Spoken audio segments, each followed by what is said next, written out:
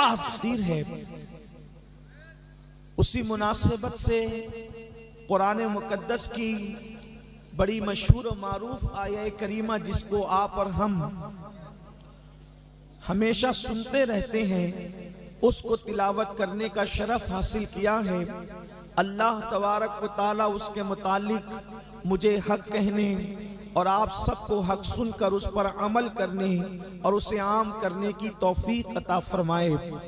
اس سے پہلے کہ میں گفتگو کا آغاز کروں، حضرت علامہ زاہد رضا نوری صاحب قبلہ نے مجھے جس نام کے حوالے سے دعوت دی ہے، یعنی ہمارے مرشد حضور سید الصابرین مخدوم علی احمد صابر کلیر رضی اللہ تبارک و تعالیٰ کے دیار کے حوالے سے کہ وہ مجھے کلیہ شریف میں مدعو کرنا چاہتے ہیں، میں علامہ زاہد صاحب سے کہنا چاہتا ہوں کہ آپ صابر پاک کے نام پر مجھ سے تاریخ طلب کرتے ہیں۔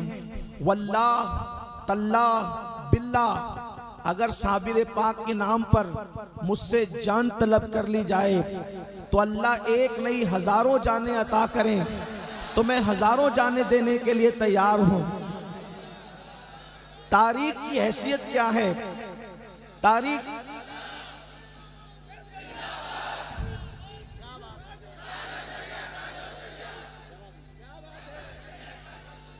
کی کیا حیثیت ہے؟ ہماری جھولیوں میں جو کچھ ہے اسی بارگاہ کا صدقہ ہے، اس لیے کہ ہندوستان کی سرزمین پر اگر پہلی مرتبہ قادریت اور چشتیت کا کہیں سنگم ہوا ہے تو وہ بارگاہ صابر پاک ہے۔ اس کی وجہ یہ ہے کہ وہ مشرب کے اعتبار سے چشتی ہیں، یعنی غریب نواز کے مرید سرکار قطب پاک کے مرید سرکار فرید الدین اور فرید الدین کے مرید سرکار مخدوم علی احمد صابر کلیر، اور یہ چشتیت کا ان کا مشربی سلسلہ ہے، شجرہ ہے، اور نسب کے اعتبار سے وہ ہمارے مرشد سرکار غوث اعظم کی اولاد میں سے ہیں۔ غوث پاک کے بیٹے سید عبدالوہاب جیلانی، ان کے بیٹے عبدالرحیم عبدالسلام، ان کے بیٹے سیدنا صابر کلیری رضی اللہ تعالیٰ عنہ، یعنی ہند کی سرزمین نے سب سے پہلے اگر قادریت اور چشتیت کو ایک جگہ جمع ہوتے ہوئے دیکھا ہے تو وہ ذات سیدنا صابر کلیر کی ہے، یعنی کہ صابر کو دیکھو تو ایسا نظر آئے کہ جلوہ غریب نواز بھی ہے اور جلوہ غوث اعظم بھی۔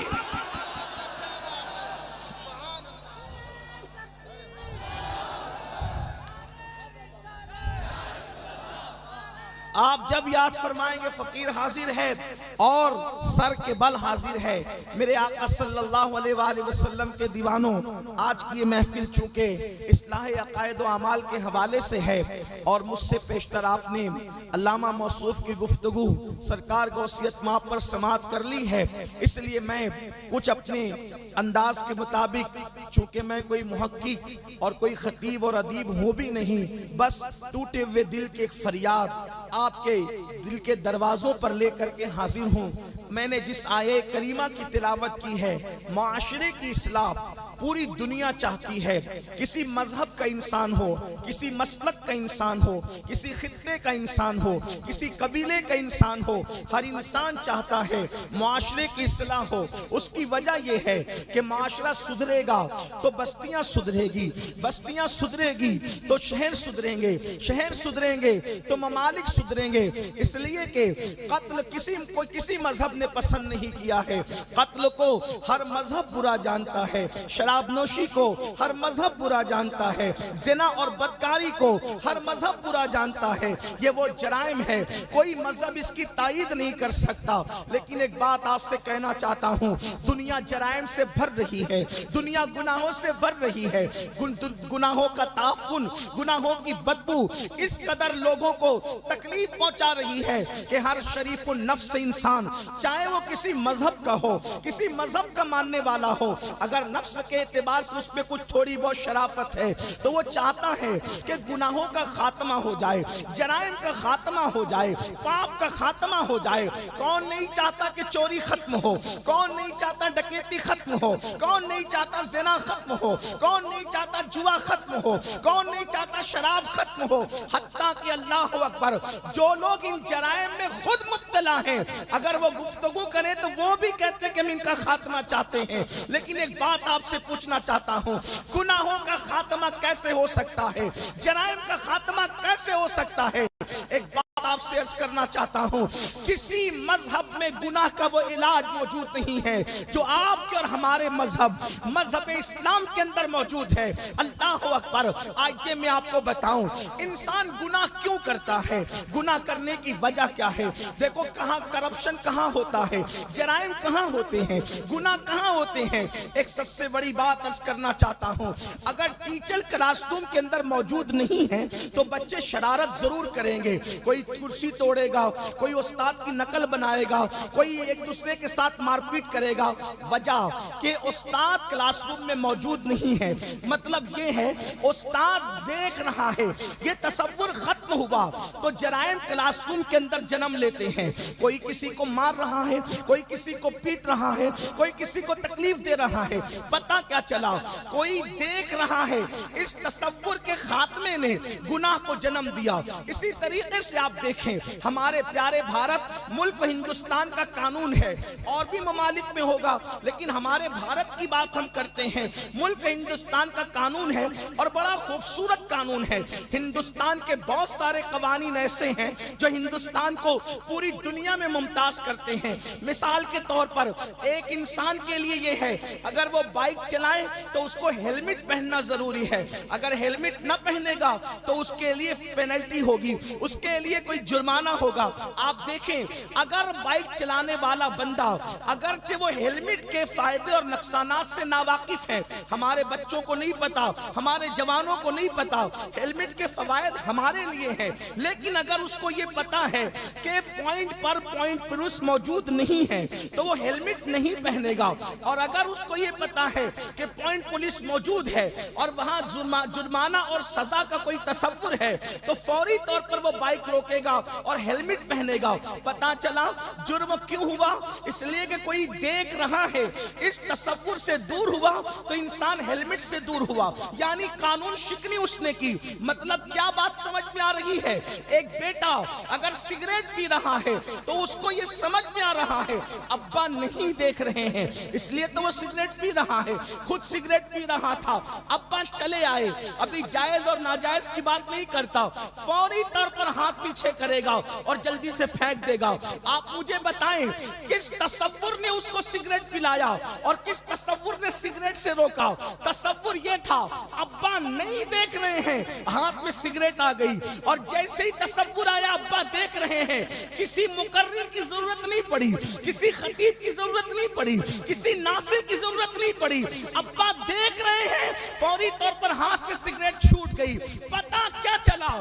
کوئی معزز دیکھ رہا ہے، یہ تصور استاد دیکھ رہا ہے، کلاس روم کے اندر شرارت نہیں ہوتی، پوائنٹ پولیس دیکھ رہا ہے، قانون شکنی نہیں ہوتی، ابا دیکھ رہے ہیں، انسان سگریٹ نہیں پیتا تو دنیا میں گناہ کیوں عام ہو رہے ہیں؟ یاد رکھنا دنیا کے اندر لوگوں نے سائنس کے نام پہ ترقی کی، ٹیکنالوجی کے نام پہ ترقی کی، لوگوں نے اللہ اکبر انسان کے دل کو سینہ چیر کر کے باہر نکال کر بائی پاس کا آپریشن تو کیا، انسان نے بے ہوش کرنے کی دوائیاں تو نکالی، بے ہوشوں کو ہوش میں لانے کی دوائیاں تو نکالی، انسان نے روبوٹ تو بنایا، انسان نے بہت کچھ کیا، مصنوعی بارش انسان نے پیدا کر لی اور برسانے کی کوشش کی، اس پہ کچھ حد تک کامیاب بھی ہوئے، انسان نے بہت کچھ کیا۔ لیکن ایک بات آپ سے عرض کروں، کسی ٹیکنالوجی میں، کسی سائنس میں، کسی انسان میں، کسی مذہب کے پاس کبھی گناہ کا علاج نہیں ہے۔ کوئی ایسی ٹیبلٹ ابھی تک پیدا نہیں ہوئی کہ یہ کھا لو تو انسان گناہ سے رک جائے، کوئی ایسا سرپ پیدا نہیں ہوا اس کا استعمال کرو تو گناہ سے رک جائے، کسی ڈاکٹر کے پاس گناہ کا علاج نہیں ہے۔ مسلمانوں ناز کرو اپنے مذہب پر اور ناز کرو پیغمبر اسلام کی ذات پر کہ اللہ اکبر، جس کا علاج قیامت تک نہ کسی سائنس کے پاس ہے، نہ کسی ڈاکٹر کے پاس ہے، نہ کسی انجینئر کے پاس ہے، اس گناہ کا علاج صرف اور صرف مذہب اسلام کے پاس ہے۔ اگر تمہیں یہ پتا ہے اللہ اکبر کہ کوئی دیکھ رہا ہے، اس کا تصور انسان کو گناہ سے روک دیتا ہے، تو اسلام کہتا ہے بندے، تجھے باپ دیکھے نہ دیکھے، تجھے ماں دیکھے نہ دیکھے، تجھے پولیس دیکھے نہ دیکھے، تجھے بھائی دیکھے نہ دیکھے، تجھے استاد دیکھے نہ دیکھے، اللہ کا قرآن کہتا ہے ہوا معکم اینما کنتم، تم جہاں کہیں ہو اللہ تمہارے ساتھ ہے۔ کتنا ساتھ ہے؟ کہاں ساتھ ہے؟ جہاں تمہارا سایہ بھی ساتھ نہیں جا سکتا، اس سے زیادہ قریب خدا کی ذات ہے۔ فرمایا جا رہا ہے نحن اقرب الیہ من حبل الورید، تیرا خدا تیری جان سے زیادہ قریب ہے، تیری شہرت سے زیادہ قریب ہے۔ اللہ اکبر، کون دیکھ رہا ہے؟ تو قرآن کہتا ہے ان اللہ کان علیکم رقیبا، اللہ تجھ پر کڑی نگرانی فرما رہا ہے۔ مطلب کیا؟ اللہ اکبر، ہر وقت خدا ہمیں دیکھ رہا ہے۔ کون خدا دیکھ رہا ہے؟ کون رب دیکھ رہا ہے؟ وہ اللہ جس نے نبیوں کو نبوت عطا کی، کون اللہ جس نے رسولوں کو رسالت عطا کی، کون اللہ جس نے کن کہہ کر اتنا بڑا آسمان پیدا کیا۔ چیلنج ہے بڑے بڑے انجینئروں کو کہ چھوٹی سی چھت بناتے ہیں تو کتنے پیلر لگاتے ہیں، یہ میرا اللہ ہے، بغیر پیلر کے آسمان کو اس نے بلند کر دیا ہے۔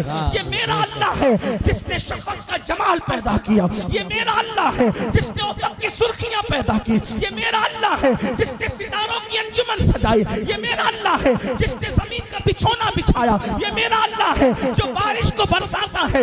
بارش برستی ہے تو دھار کی شکل میں نہیں برستی، جبکہ فطرت ہے کہ جب پانی اوپر سے نیچے گرتا ہے تو دھار کی شکل میں گرتا ہے۔ وہ کون ہے اتنے بلند آسمان سے پانی برساتا ہے تو دھار دھار نہیں بلکہ قطرے قطرے برساتا ہے، اسی کو اللہ کہتے ہیں۔ بے شک نعرے تکبیر، نعرے رسالت، نعرے غوثیت، مسلک اعلی حضرت فیضان غوث اعظم سید امین القادری صاحب قبلہ زندہ باد۔ اللہ کون ہے جو زندہ مرغی سے مردہ انڈا پیدا کرتا ہے اور جو مردہ انڈے سے زندہ مرغی پیدا کرتا ہے؟ اللہ کون ہے جو چھوٹے سے قطرے سے اتنا بڑا انسان پیدا کرتا ہے؟ اللہ کون ہے جو پتھروں کو چیر کر کے سبزہ پیدا کرتا ہے؟ اللہ کون ہے؟ اللہ اکبر، جس کی شان یہ ہے روزانہ سورج مشرق سے نکلتا ہے اور مغرب میں ڈوب جاتا ہے۔ وہ کون ہے جس کے ہاتھ میں سورج کی نکیل ہے؟ روزانہ وقت پہ سورج طلوع ہوتا ہے اور وقت پہ سورج غروب ہوتا ہے۔ اور اللہ اکبر، ٹائم کا بھی فرق نہیں۔ مثال کے طور پر اگر 10 جنوری کو آج سورج نکلا اس ٹائم پر تو آج سے 100 سال کے بعد 10 جنوری کو اسی وقت پر، اسی منٹ پر، اسی سیکنڈ پہ نکلے گا۔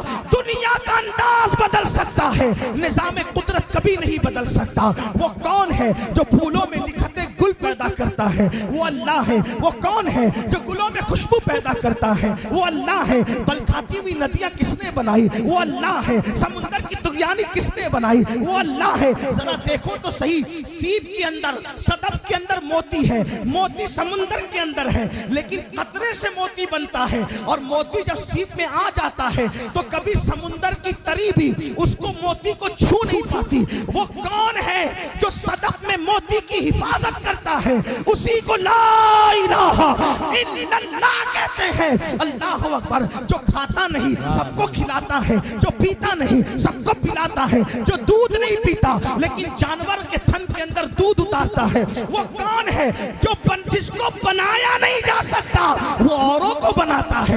اللہ اکبر، جس کو ڈبایا نہیں جا سکتا وہ ڈباتا بھی ہے اور ڈوبنے والوں کو تراتا بھی ہے۔ وہ کون ہے جو ہوائیں چلاتا ہے؟ کبھی آندھی کی شکل میں چلائے تو لوگ اڑ جاتے ہیں، اور کبھی نسیم سحر کی طرح چلائے تو لوگوں کو، بیماروں کو بھی جو ہے اللہ اکبر فرحت ملتی نظر آتی ہے۔ وہ کون ہے؟ وہ اللہ ہے۔ اللہ کون ہے؟ یہی تو بات ہے، اللہ کون ہے؟ اللہ کون ہے؟ اللہ کون اکبر. تو اللہ اپنا تعارف خود کراتا ہے.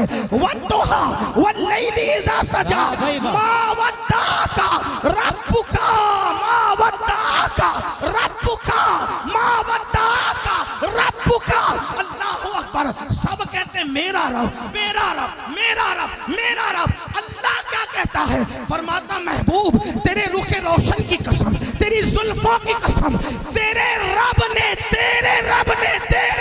نے گویا کہ خدا کہہ رہا ہے تم مجھے اپنا رب کہتے ہو، یہ تمہارا اپنا معاملہ ہے، لیکن میں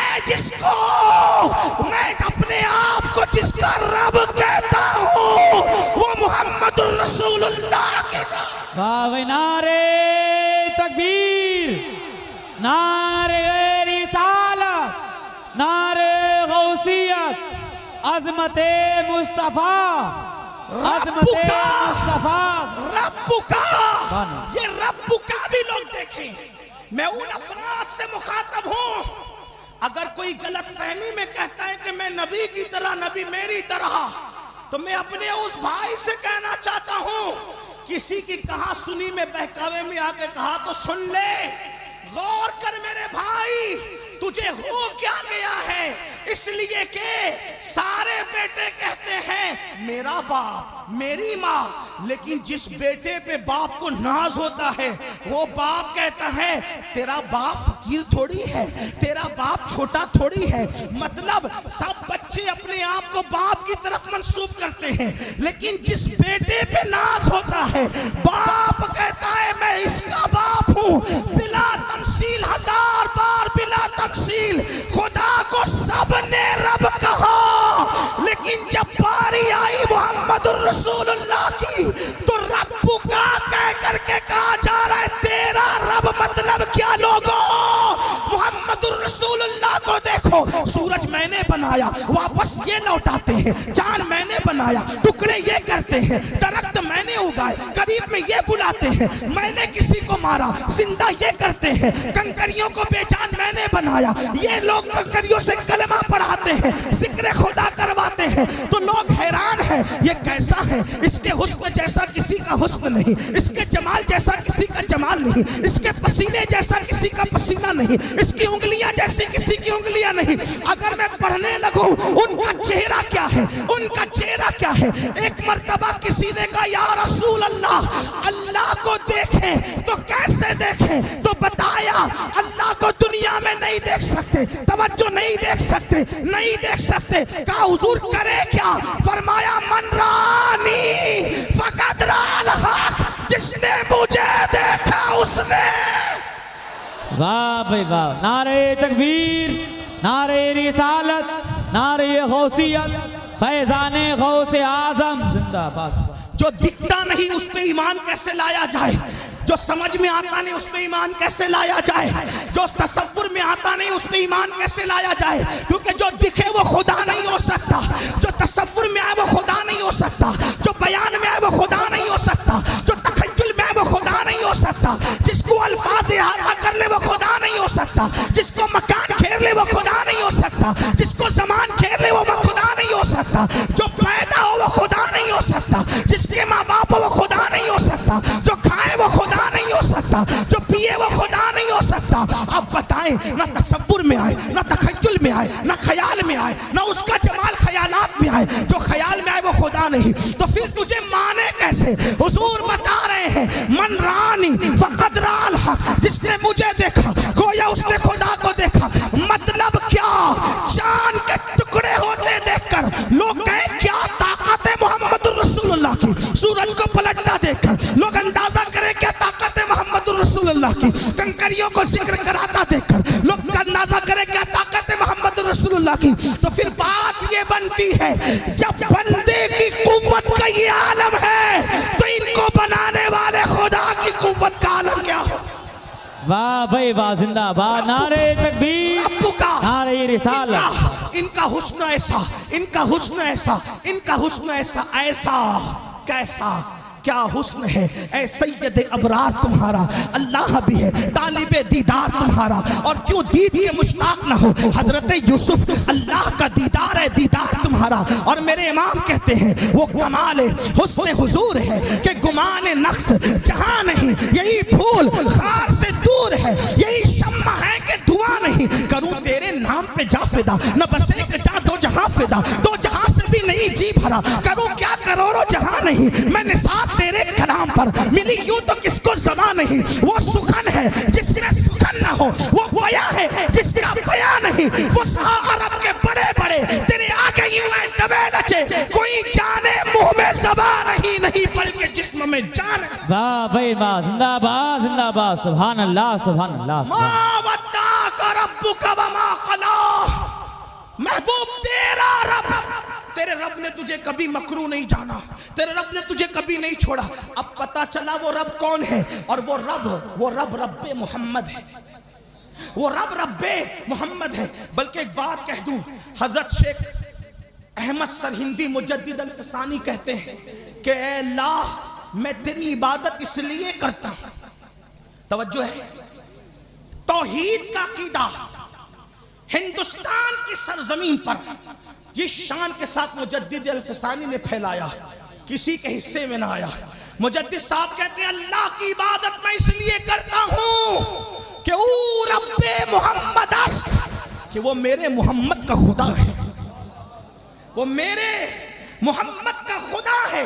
اور خدائے محمد کے بارے میں پیغام محمد رسول اللہ صلی اللہ علیہ وسلم یہ ہے کہ وہ ہر وقت تمہیں دیکھ رہا ہے.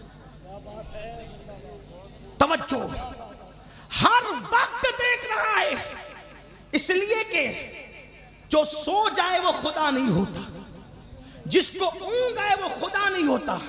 اور ہمارا اللہ وہ ہے سنتوں ولا نوم, اس کو اونگ بھی نہیں آتی, اس کو نیند بھی نہیں آتی. رات کی تاریکی میں گناہ کرنے والوں اللہ دیکھ رہا ہے.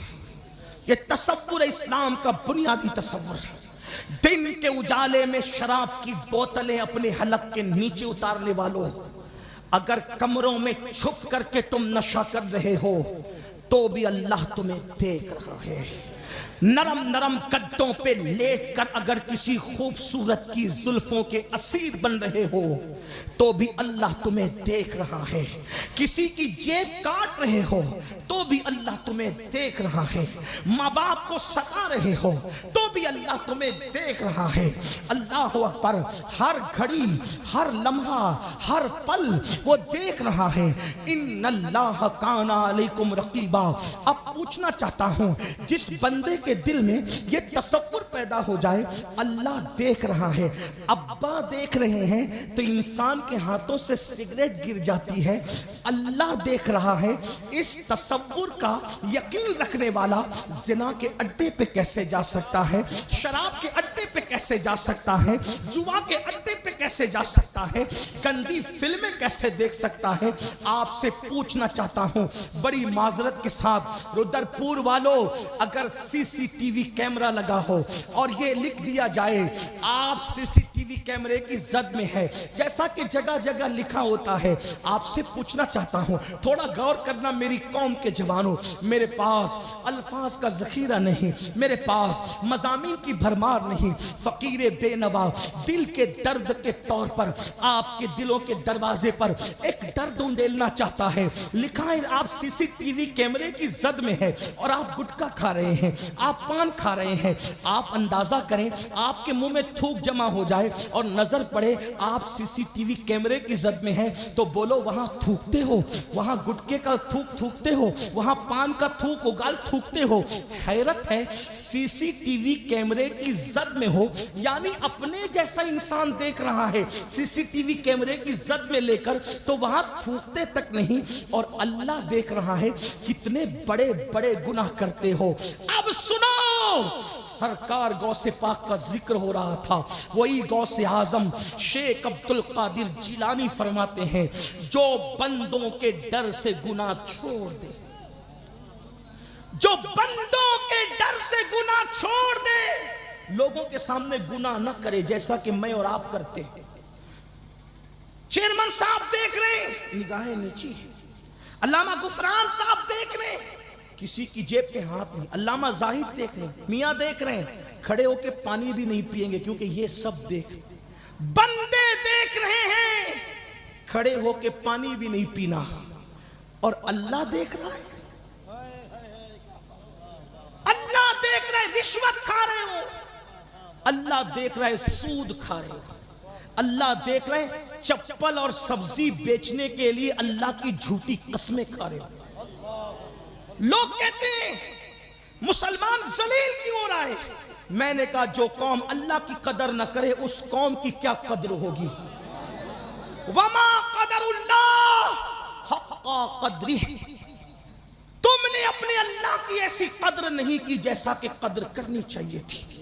سی سی ٹی وی کیمرے کی زد میں ہو, تھوکتے نہیں, اللہ دیکھ رہا ہے. غوث پاک فرما رہے ہیں جو لوگوں کے ڈر سے گناہ چھوڑ دے اور تنہائی میں گناہ کرے وہ زندیق ہے, زندیق. یہ غوث پاک کا مسلک ہے. قادری بنتے ہو سو کارڈ قادری, خود ساختہ قادری. قادریت کپڑے پکڑ کر نہیں ملتی, قادریت صرف رسمی طور پہ ہاتھ میں ہاتھ دینے سے نہیں ملتی, قادریت چند کلمات پڑھنے سے نہیں ملتی. قادریت سرکار غوث اعظم کی تعلیمات کو جب تک کہ حرز جان نہ بنا لیا جائے اس وقت تک کہ قادریت کا تصور نہیں کیا جا سکتا. اگر قادریت اتنی سستی اور آسان ہوتی تو 14ویں صدی کا مجدد 1200 سے زائد کتابوں کا مصنف یہ دعا نہ کرتا قادری کر, قادری کر, پھر کر پر بات ختم نہیں کی, قادری رکھ. قادریوں میں اٹھا مطلب قادریت جنت کی ضمانت ہے, اسی لیے تو قادریت پر اٹھنے کی دعا کی جا رہی ہے. جانتے ہیں جہاں قادریت ہوگی وہاں جہنم نہیں ہوگی, جہاں قادریت ہوگی وہاں جنت ہوگی, جہاں قادریت ہوگی اللہ وہاں امن ہوگا, جہاں قادریت ہوگی وہاں سلامتی ہوگی, جہاں قادریت ہوگی وہاں خدا کی رحمت ہوگی, جہاں قادریت ہوگی وہاں رسول کا دامن ہوگا, جہاں قادریت ہوگی وہاں ولیوں کی عنایت ہوگی. اور قادریت آئے گی کہاں؟ جہاں گناہ ہوگا وہاں قادریت کا رنگ نہیں ہوگا, جہاں خدا کا خوف نہیں ہوگا وہاں قادریت کا رنگ نہیں ہوگا, جہاں بے نمازی پن ہوگا وہاں قادریت کا رنگ نہیں ہوگا, جہاں بے خوفی ہوگی وہاں قادریت کا رنگ نہیں ہوگا. اسی لیے تو وقت کا مجدد 1200 سے زائد کتابیں لکھ کر بھی پہلے قادری بننے کی دعا, قادری کر, قادری رکھ, قادریوں میں اٹھا. غوث پاک فرماتے وہ زندیق ہے, زندیق جو لوگوں کے درمیان گناہ نہیں کرتا اور اکیلے میں کرتا. لوگوں نے کہا اکیلے میں گناہ کر کے کوئی زندیق کیسے ہو سکتا ہے؟ تو غوث پاک فرماتے لوگوں کے سامنے گناہ کیوں نہیں کر رہا ہے؟ کہ لوگ دیکھ رہے ہیں. اکیلے میں کیوں کر رہا ہے؟ اکیلے میں کیوں کر رہا ہے؟ کہ کوئی نہیں دیکھ رہا ہے. تو کوئی نہیں دیکھ رہا ہے تو کیا اللہ بھی نہیں دیکھ رہا ہے؟